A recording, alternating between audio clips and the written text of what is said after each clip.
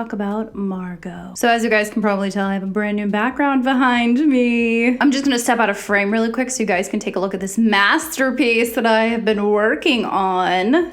If you ever forget what movie we're doing, it's gonna always be right there. If you guys want an in-depth of this, just let me know and I can do that for you, because there are a couple of things over here that you can't even see. See, I'm really, really proud of it, and I'm sorry that you haven't gotten a video from me in like 2 weeks. I had some videos kind of lined up, but they just didn't serve the channel justice because of this beautiful background behind me. They were with my old background. Anyways, so if you don't know, Margot follows a group of college friends who rent a smart house for a weekend of partying. Later, they start to realize that Margot, the house's super advanced AI system, has sinister designs for them. So as soon as this film starts, we get our first kill, and it's death by massager chair, like full on Scanner's nod, with his head just getting squeezed together by this massager chair.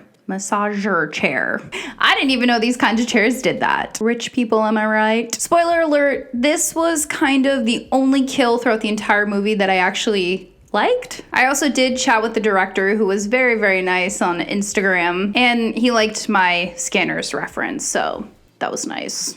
Also, Richard Harmon was a part of this cast. So if you don't know much about me, I live, breathe, and die for Grave Encounters, including its sequel, Grave Encounters 2. And Richard Harmon is the main character in the Grave Encounters sequel. So I'm really happy to see that he is still acting, especially in horror movies. He's still out here slicing and dicing, or should I say, accidentally drinking acid and then dying on the floor. Either way. So we've got this very like cabin in the woods, very cliche friend group, which I'm not mad about. Those are my favorite horror movies, is when we have the very cliche group of teenagers, college students. So we have our leading lady, Hannah, who is very big into tech and AI. And then we have our couple, Kayla and Devin. And then we have our stoner, signature stoner, Clay, who is played by Richard Harmon. We have our social media chick, Lexi. And of course, the love interest of the main character, jock-looking fraternity dude, Drew. So the house itself is very nice. It's very pleasant, and it's out in the middle of the woods, in the middle of nowhere, because of course. Another thing to note is that upon your arrival to this house, you have to download an app and accept the terms and conditions. Fun fact, the voice of the AI Margot is voiced by Susan Bennett, who is the original voice of Siri. I was waiting to see if any of my Apple products went off, but they did not. Probably because I didn't say, hey. Let's move on. I have to admit that the smart home itself was really cool, and a part of me wanted to see a little bit more of it. So as the friend group enters, they all pick their bedrooms, and when they walk into their bedrooms, it transforms into sort of their own shrine to themselves, the things that they like, the things that they enjoy doing. So for example, the social media chick Lexi, she walks in and she sees like all of her social media platforms projected onto the glass walls. And I gotta say, if I visited this house knowing that I wasn't going to die, I feel like the kitchen would probably make me like chicken fingers, and my room would be like half horror movie stuff and like half Harry Potter stuff. Another thing to mention, that when the group is in the kitchen and anywhere throughout the house, there's these like Dr. Octopus arms that come out of nowhere. And while the group is in the kitchen, these octopus arms come out of the island and starts pouring them all tequila shots. Another thing that I noticed was that when something was afoot in the smart home, you would hear like this low growling noise, but it kind of sounded like a little pixelated, to probably add in that whole like AI element into the villain, which of course is the smart home, Margot. So the first almost kill of the film was Lexi with a pool vacuum, which maybe, actually, I don't know if that would have been cool, but I feel like I'm trying to sort through all my horror movie knowledge. I think that would have been a first, death by pool vacuum. There was that one scene in Final Destination, where one of the characters, he gets sucked through the suction of a pool.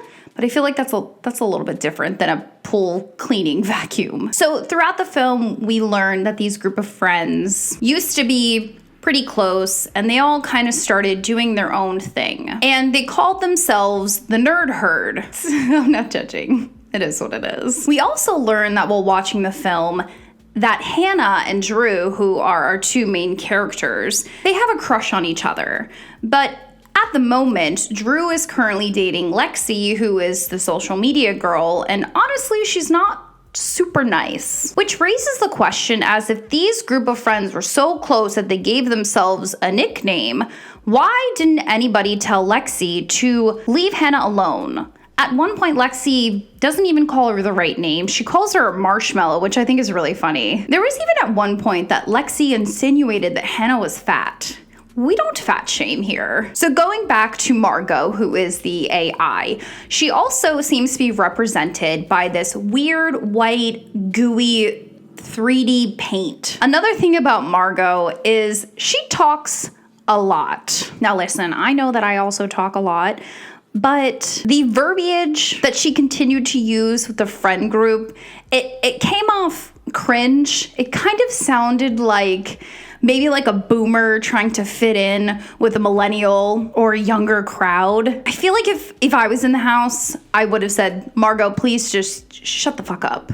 So as far as kills, we have the couple who were electrocuted and then like smushed down by the ceiling, and they were smushed into that weird white 3D goo. And as I mentioned in the beginning of this video, Clay, the stoner guy, he drank acid thinking that it was water. And then Lexi, the social media and mean girl, she died by slipping on a hair extension. I felt like that was a little bit lame considering the rest of the friend group were killed by the AI in some AI manner. Like with the ceiling coming down and smushing the couple, with Clay thinking he was drinking water and it was actually acid. There was one part of the film that I thought was really cool. So after Margot kills the couple by smushing them with the ceiling, she created these AI versions of them at the pool so that when the rest of the friend group got up, they could just look out the window and say, oh, our friends are down there lounging in the sun and swimming laps. But it wasn't them. So this film also did that thing that happens in horror movies where there's like a lot of things happening at once and you're not sure exactly what's going to happen. So we had Clay, before he drank the acid, he got his hand stuck in the garbage disposal. While that was happening, Lexi was working out and the bike seat was getting higher and higher with her feet still attached to the pedals. And then of course we had the scene with Drew where he is in his bathroom and he is getting his face shaved by one of those straight razors and it's very close to his neck. So nothing actually happens to anyone in this scene, but we're gonna talk about that a little bit later. Another thing that was decently cool about this film is that as Margot was picking off each of the friends in the friend group, she would then create these AIs of them to go after the remaining friends that were still alive. But they were like obviously super strong and not real. It did make sense that Margot chose Lexi as this like final boss, considering she was not very nice the entire film. Now going back to the main characters, Hannah and Drew, as I mentioned earlier, we obviously know that they have a crush on each other.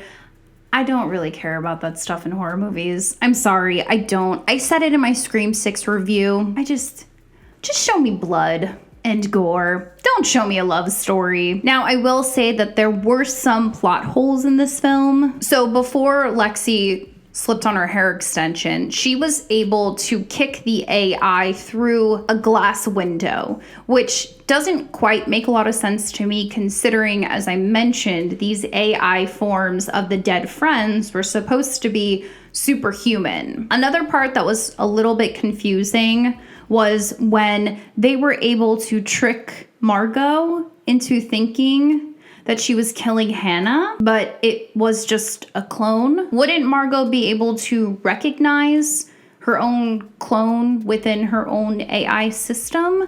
Now, I know that Hannah did put malware into like the brain of the house, but that that didn't really make too much sense to me. I will say the film was a little bit long, in my opinion. And I just have to say, I wish that Margot used household objects to kill the friend group instead of using these AI-generated people. And as the film was wrapping up, it was very confusing to figure out who was a clone and who wasn't, because at the end of the film, we think that Drew and Hannah have defeated this house and they're gonna ride off into the sunset together. But as they go to leave, Drew stops and he melts into the white goopy paint, and we have to assume that somewhere along the line he died. So according to the director, and this is what I thought too, Drew actually died when he was getting his face shaved with the straight razor. So he died way earlier than we had originally thought. Another element of this film that I thought was missing was we didn't really learn too much about the house itself. We didn't know how it came to fruition, who was monitoring this Airbnb profile, and if the person who had originally made the house and put the AI in there,